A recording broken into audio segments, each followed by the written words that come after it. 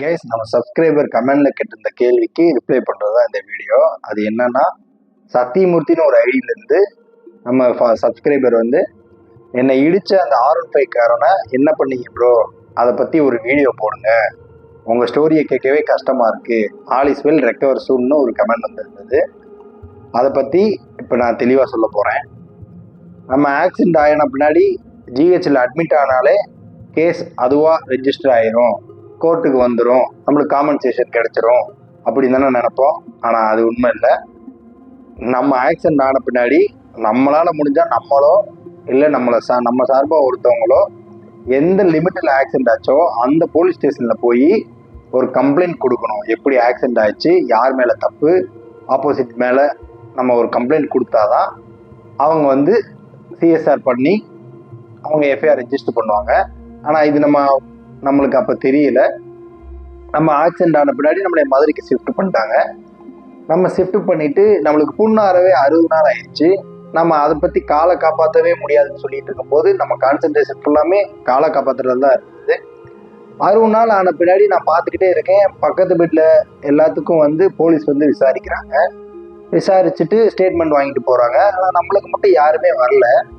என்னடா இது, ஏன் இப்படி வரல சொல்லிட்டு நான் யோசிச்சுக்கிட்டே இருக்கேன். ஒருவேளை இல்லை பரவாயில்ல, ஜிஹெச்ல நம்ம அட்மிட் ஆனாலே நம்மளுக்கு வந்து கேஸ் ரெஜிஸ்டர் ஆயிரும் அப்படின்னு நினச்சிட்டு நான் பெசாட்டாக இருந்துட்டேன். ஆனால் ஒரு கொஞ்ச நாளுக்கு அப்புறம் ஒரு 3ஆம் மாதம்னு நினைக்கிறேன், அப்போ தான் வந்து போலீஸ் ஸ்டேஷன்லேருந்து கூப்பிட்றாங்க. கூப்பிட்டு தம்பி உங்கள் வண்டியை சீஸ் பண்ணணும், வண்டி எங்கே இருக்குது அப்படின்னு சொல்லி கேட்குறாங்க. இல்லை மேடம், வண்டி வந்து அங்கே ஆக்சிடென்ட் ஆன பக்கத்தில் ஃப்ரெண்டு வீட்டில் தான் இருக்குது, என்னால் இப்போ வந்து கொடுக்க முடியாது, நீங்கள் போய் அங்கே எடுத்துக்கோங்கன்னு சொல்லிட்டு இடத்த சொல்கிறோம். அவங்க என்ன சொல்கிறாங்க, தம்பி உங்கள் மேலே தான் எஃப்ஐஆர் ரெஜிஸ்டர் ஆகிருக்கு, அதனால நீங்கள் யாராவது விட்டு நீங்கள் வந்து ஸ்டேஷனில் வண்டியை விட்டுருங்க அப்படின்னு சொல்கிறாங்க. எனக்கு ஒரே ஷாக்கு. என்னடா இது, இடித்தவங்க அவங்க, நம்ம நின்று தானே இருந்தோம், நம்ம மேலே என்ன எஃப்ஐஆர் அப்படின்னு சொல்லிட்டு ஒரே ஷாக்கு. இது என்ன மேடம், நான் ஜிஹெச்ல அட்மிட் ஆன பின்னாடி எனக்கு தான் அடி அதிகம், அவங்களுக்கு எந்த அடியுமே இல்லை, எப்படி என் மேலே எஃப்ஐஆர் போட்டீங்க அப்படின்னு சொன்னாங்க. தம்பி நீ வந்து கம்ப்ளைண்ட் கொடுத்துருக்கணும், அவங்க தான் உன் மேலே கம்ப்ளைண்ட் கொடுத்துருக்காங்க, அதுவும் இல்லாமல் அவங்க ஒரு போலீஸ் ஃபேமிலி வேற, அதனால அவங்க கொடுத்த கம்ப்ளைண்ட் மேலே எஃப்ஐஆர் போட்டுட்டாங்க.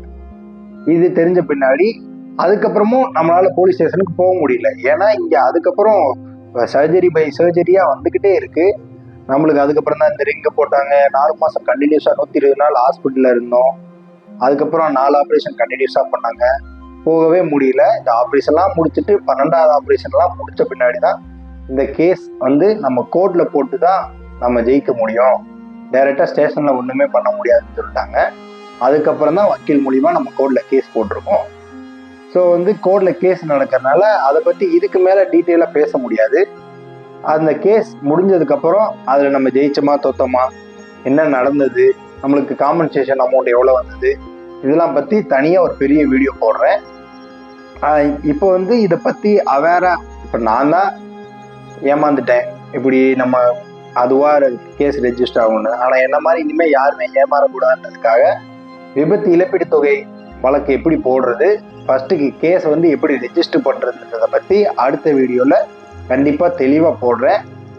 யாருன்னே தெரியாத ஒருத்தர் வந்து நம்ம ஸ்டோரியை பார்த்துட்டு நீங்கள் நல்லா இருக்கணும், சீக்கிரமாக சரியாயிடணும் அப்படின்னு சொல்லும்போது அந்த அன்பே சிவம் படத்தில் வர்ற அந்த டயலாக் தான் ஞாபகம் வந்துச்சு.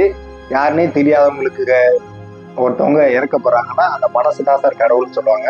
I don't understand your jokes, man. Because it's not a joke. முன்ன பின்ன தெரியாத ஒரு பையனுக்காக கண்ணீர் விடுற அந்த மனசு இருக்கு, அதான் கடவுள். என்னை பொறுத்த வரைக்கும் அந்த சத்தியமூர்த்தி அப்படின்ற அந்த சப்ஸ்கிரைபரோட மனசு கடவுள் மாதிரி தான். நம்ம கண்டிப்பாக மீண்டு வந்துடுவோம், கண்டிப்பாக கம்பேக் கொடுப்போம். அடுத்த வீடியோவில் MACTனா என்ன, விபத்து இழப்பீட்டு தொகைனா என்னன்னு சொல்லிட்டு அந்த வழக்கை பற்றி தெளிவாக சொல்கிறேன். பாய்.